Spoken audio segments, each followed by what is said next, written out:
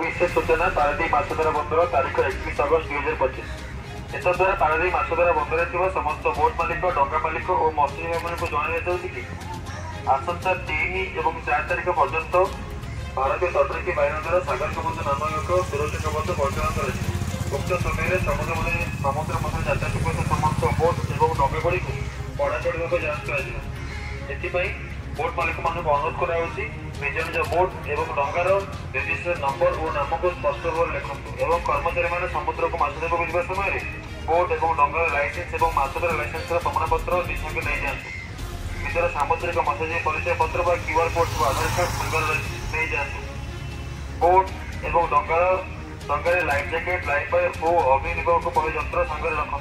यह व्यतीत कौन आपत्तिजनक व्यक्ति संदिग्ध बोट परिलिखित हेल्ले तुरंत उपकूल तटरक्षी बाहिनी को जनातु।